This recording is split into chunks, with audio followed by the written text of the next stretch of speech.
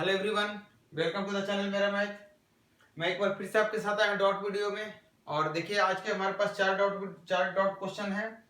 छोटे से क्वेश्चन है और सिमिलर टाइप के क्वेश्चन है। आपको समझना है कि इस टाइप के क्वेश्चन को कैसे डील करते हैं बिना पेन पेपर का। आज का जो वीडियो में क्वेश्चन बताऊंगा, आपको कोशिश करूंगा कि आपको पेन चलाने की जरूरत ना पड़े। मैं पेन चलाऊंगा क्योंकि मुझे आपको एक्सप्लेन करना है। देखिए, क्वेश्चन नंबर फर्स्ट क्या कर रहा है, स्क्रीन पे देखिए आप। बोल रहा है कि टोटल 640 रुपए आपके पास है, जिसमें से कुछ 1 रुपए के नोट है, कुछ 5 रुपए के नोट है और कुछ 10 रुपए के नोट है। एक बात और कही है कि जो नोट्स हैं 1 रुपए के हो, चाहे 5 रुपए के, चाहे 10 रुपए के, आपस में सब बराबर है। जितना नोट 1 रुपए का उतना ही नोट 5 रुपए का, उतना ही नोट 10 रुपए का। ये क्वेश्चन में दे रखा है और बोल रहा है कि टोटल कितना रुपया आपके पास है, 640 रुपया। तो आपको बताना है, उस क्वेश्चन पूछ रहा है कि आपके पास कितना टोटल नोट्स है। इतना सा सवाल है। अब कैसे बनाएंगे, अब देखिए, अगर एक एक नोट तीनों का आप ले लेंगे तो आपको कितना रुपया मिल जाएगा, 16 रुपया। 16 रुपये की जगह पे उसने कितना दे रखा है, 640। 16 की जगह पे उसने कितना दे रखा है, 640। तो एक का वैल्यू कितना हो गया, 40। और एक का वैल्यू 40, आपने कितना नोट लिया है, टोटल 3 नोट लिया है, तो 3 की वैल्यू कितनी, 120। तो इस तरह से आप क्वेश्चन बनाएंगे। नहीं समझ में आया तो अब देख लीजिए, टोटल आपके पास कितना रुपया है, 1 रुपया। जब आपने इसको भी एक लिया, इसको भी एक लिया, इसको भी एक लिया, क्वेश्चन कर रहे नहीं 16 नहीं, एक्चुअली 640, मतलब जितना आपने माना है उसका 40 गुना है। आपने बोला था एक नोट ये है, एक नोट ये है, एक नोट ये है, मतलब टोटल कितना नोट आपने बोला था, 3।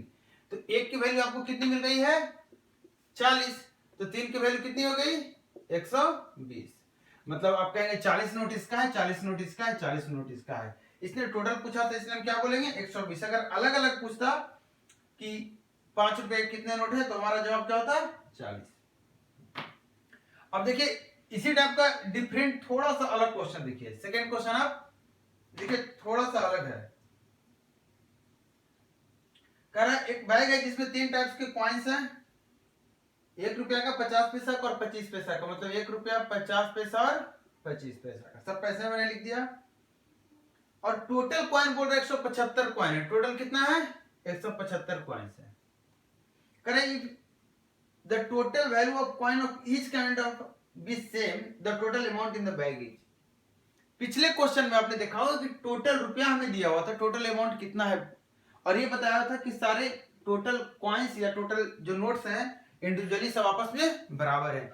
यहाँ पे बात करा कि जितना रुपया का आपको, जितना कॉइन्स यहाँ पे है, वो जितना रुपया बनेगा 100 पैसे वाले मिलाकर टोटल जितना होगा अमाउंट, उतना ही अमाउंट ये है, उतना ही अमाउंट ये है। ठीक है यहां तक।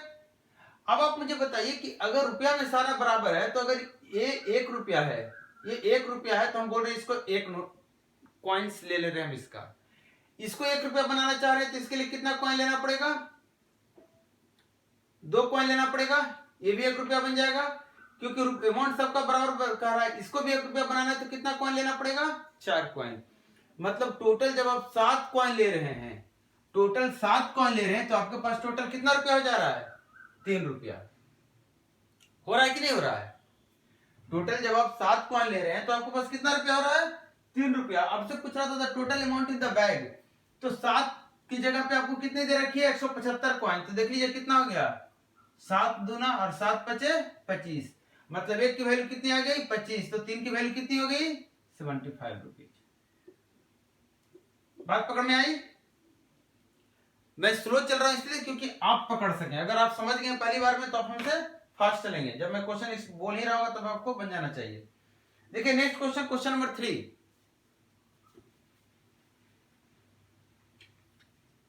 बन गया। Current ratio of sum of the salaries of A and B to their difference is 11:1। देखिए ए और बी जो दो लोग हैं, उसकी सैलरी का सम और डिफरेंस का रेशियो दिया हुआ है 11:1। साथ में बोल रहा है बी और सी का भी 11:1 है। कर ए की सैलरी ज्यादा है, सी की सैलरी कम है, तो आपको बतानी है कि अगर टोटल सैलरी 1,42,000 है, तो बी की सैलरी कितनी है। ये इतना सा सवाल है। अब देखिए एक स्टेप मैं कर दे रहा हूं, आप समझ जाएंगे बाकी। ये आपको दे रखा है 11 और 1 का रेशियो है, दे रखा है क्वेश्चन में। आप मुझे बताइए कि अगर 11 और 1 का रेशियो ये है, इस कंपोनेंडो डिविडेंडो लगा हुआ है, तो डायरेक्टली अगर ए और बी का रेशियो मैं आपसे पूछूंगा तो आप क्या बोलेंगे, 11 और 1 12, बटा 11-1 मतलब 6/5। बी सी के बारे में भी सेम इंफॉर्मेशन दिया हुआ, यहाँ बी और सी है, मतलब बी जब 6 रहेगा तो सी कितना हो जाएगा 5। अब सबका रेशियो ले लीजिए, यहाँ 6 यहाँ 5, तो ये ए कितना हो गया 36, बी कितना हो गया 30 और सी कितना हो गया 25। आपको बोल रहा था टोटल 1,82,000 है, तो बी की वैल्यू पूछ रहा था 30 की वैल्यू कितनी होगी। अब टोटल कितना हो जाएगा, इसको ऐड कर लीजिए, 91 आ गया। 91 की वैल्यू इतनी दे रखी है, 1 की वैल्यू कितनी होगी 2000, तो 30 की वैल्यू कितनी हो गई 60,000। बी का सैलरी कितना निकल कर आया 60,000 रुपये। एक लास्ट क्वेश्चन मेरे साथ बनाइए आप, छोटा सा क्वेश्चन है, देखिए सब क्वेश्चन पेन चलाने वाला क्वेश्चन नहीं है, तो आप प्रैक्टिस जब कर रहे हैं तो पहली बार आप क्वेश्चन अगर समझ गए तो नेक्स्ट टाइम सिमिलर क्वेश्चन आता तो पेन नहीं चलाइए। ये क्वेश्चन क्या कह रहा है, the price of each article of each type of article P Q R is 200, 300 और 400 है। सुरेश 1, 2 और 3 के रेशियो में आर्टिकल खरीदता है, टोटल कितना रुपया खर्चा कर देता है 2000 रुपया। तो आपको बताना है जो 300 रुपये वाला आर्टिकल है, जो क्यू है, वो कितना खरीदा था। तो आप देखिए, डायरेक्टली देखिए, रेशियो आपको दिया हुआ है 1, 2, 3, मतलब जो P है ये Q है ये R है, इसमें से अगर Q की बात करें तो या तो 2 खरीदेगा या तो 4 खरीदेगा या 6 खरीदेगा, 2 का ही मल्टीपल खरीदेगा। तो आप 2 पे चेक करके देखेंगे कितना रुपया उसकी लागत लग रही है टोटल, तो आपको पता चलेगा कि 4 या 1200 यहाँ हो गया, 3 दूनी 6 1800, 18 2 2000, 2000 रुपया, 2000 रुपया इसने लगाया था, इसका मतलब उसने एग्जैक्टली 2 ही आर्टिकल खरीदा था क्यू टाइप का। क्लियर है। अगर ये इसमें से कम हो जाता है तो हम 4 पे चेक करते हैं, 4 सही होता, क्योंकि ऑप्शन आपके पास 2 का मल्टीपल 2 ही है, 2 ही है या फिर 4 है। 3 और 5 होने का लॉजिक नहीं बनता है, आधा आर्टिकल कोना आर्टिकल ऐसा कुछ नहीं करवाता है। तो चलिए, हमारा आज का वीडियो डॉट वीडियो था। आप वीडियो को देखिए, अच्छे से वॉच कीजिए, कमेंट करके बताइए कहाँ पे आपको क्या दिक्कत हुई है। हम मिलते हैं नेक्स्ट वीडियो में। Thank you.